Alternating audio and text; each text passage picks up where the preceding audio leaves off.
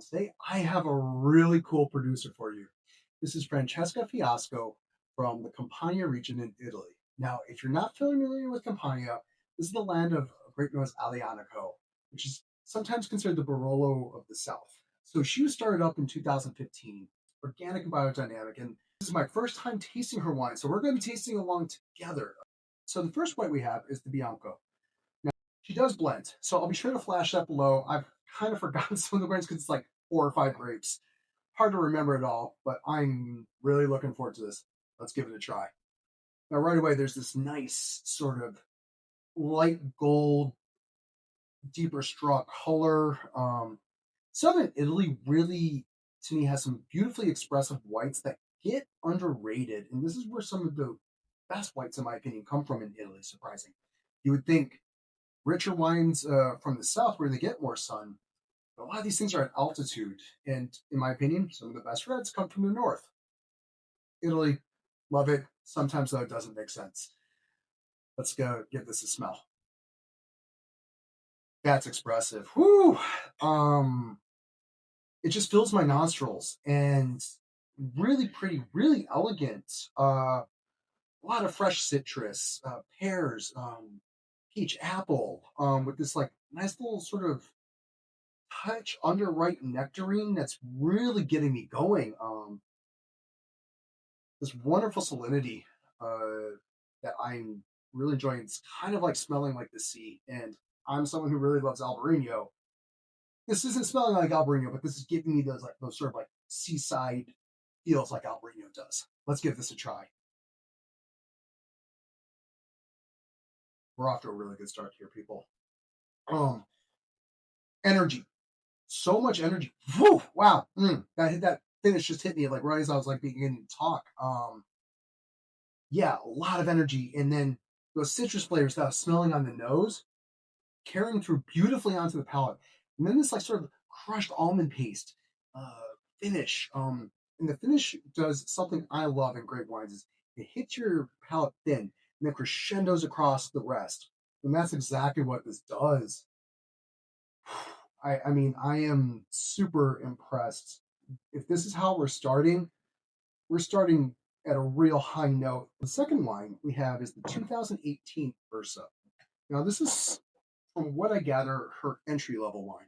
This is the first pass. So, what they do is these are the first sets of grapes that they harvest, all hand harvested, and then aged in tonneau and concrete. Uh, this is a blend of Aglianico, Cabernet, Sauvignon, and Barbera, and then just a smattering of other sort of field blend varietals. It pours this really rich, vibrant red color that I'm really, really digging. Like you can tell that these are some thicker skins. You know, it's a darker color, but I'm really liking it. Let's give this a sniff. Ooh, yeah. Um,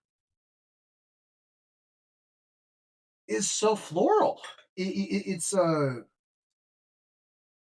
does lack a little depth, but again, this is more of an entry level wine. But this really hits those upper registers.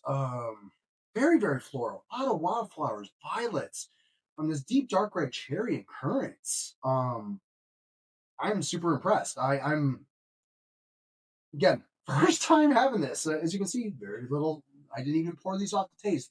Just wanted to make sure they weren't corked. As far as entry level wines go, that's a knockout. It has the depth of a quote unquote entry level wine, but the complexity is really beautiful on the palate. Silky, elegant, full bodied. Tannins are perfectly in shape. Like they're there, but they're not overpowering. Everything's really balanced. A lot of elegance. I'm extremely impressed. Wow, if this is where we're starting on the first two, I cannot wait to get onto the next two. So let's get into it. Wine number three is the Defesa. So this is harvested around the same time as the Ursa, but this is the second pass, and this sees larger oak uh, aging. So what that means is this is clearly a wine that they maybe put a little, I don't want to say more thought into, but like they're putting more selection into how they make it. And we're just sort of progressing up the levels. So let's give this a try. This is about 40% Alianico, and I could see that, yeah, we're dealing with some thick skinned grapes as I poured it, like rich, vibrant, ruby red, almost borderline violet color in the glass. But I cannot wait to try this. This is really young. I actually gave this air ahead of time, and it's still tight, but there's just that extra level of depth that I didn't necessarily get on the Ursa. It is a little tight still. Don't get me wrong, but it leans more into the savory side. These lovely herbs and violets and wildflowers, some black cherry, black raspberry, and a bit of like sort of sweet tobacco. Let's give it a go. Yeah, that's good. That's really good.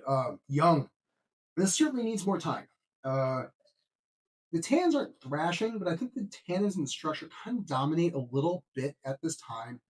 It's a really young estate, so I'm not going to sit here and predict like, oh my god, these go on 40 years. I don't know. It's all new. What I can tell though is the tans are well in balance, but the structure is sort of the dominant force on the palate right now. With the fruit that pokes through, really vibrant, really enjoyable, and it just everything is really right in that perfect place for this to turn into something really, really good. I think with about another 3 to 5 years, and from that, we'll see what happens. But that's another winner. Our final wine. This is one I'm really looking forward to. The Mercori. Now, this is the big one. This is her big boy, and this is one. All the best grapes are going into this. This is the 2017, while these two were 2018. So a little extra aging and more serious. This is floating around, I think, 70 to 80 bucks. I just bought these all in one go, so I gotta double check. But given what I've just tasted, I'm really looking forward to this. Let's give it a try.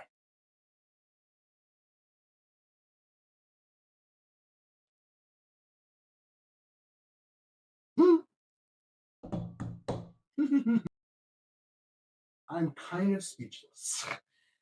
I talk a lot. Um, this is this is something serious. Normally when I see Campania, and the best wines of Campania are coming from Taurasi. And Taurasi gets called the Barolo of the South. Aglianico is an aggressive, big, rich grape. Um, she's using Cabernet in these things, so different, right? That's something very different. These are labeled as IGTs. But this is profound on the nose. And even at this young age, something really, really, really good is here. And to me, generally, you can't start off with a mediocre wine and turn to great. It has to be really damn good from the beginning to then blossom to where it can go. Black cherry, licorice, raspberry, violets, all those wildflowers I noted on these, those savory herbs, and just that bit of cedar and tobacco that kind of reminds you of Bordeaux. Um, this is some serious, serious stuff. I can't wait to taste this. That's all I can say. I need a moment because that's amazing. Um, wow, wow, wow, wow, wow, wow. Yeah, this is gorgeous. This is a truly, truly special wine. Um, if this is what she's doing when she only started off in 2015, and we're talking like only a couple vintages in, I think it's a producer to watch out for. I make no predictions on where the prices will go, availability will go. There's not much availability now though already. She only makes about 20,000 bottles a year and farms from 6.5 hectares of land. Like so, this is pretty small stuff, and it's not all one contiguous estate. It's plot here, plot there. But this is special. These are really beautiful wines. This is why I'm doing these videos right here. Is bringing these producers and showing them off to the world because there's just so much great stuff out there. It's sometimes really hard to pick through things. And when you come across something like this is what gets me jazzed about wine. This is what I live for in wine. I don't, I love finding the next discovered stuff because there's really so many people doing so many cool things out there. And I'm nothing but impressed by this. This is a producer that needs to be on your radar. Francesca Fiasco. This is real. This is absolutely real. I hope you guys really like this video. Seriously, go out and get some of these. Be sure to hit that like button and absolutely be sure to subscribe. I'll see you on the next one. Cheers.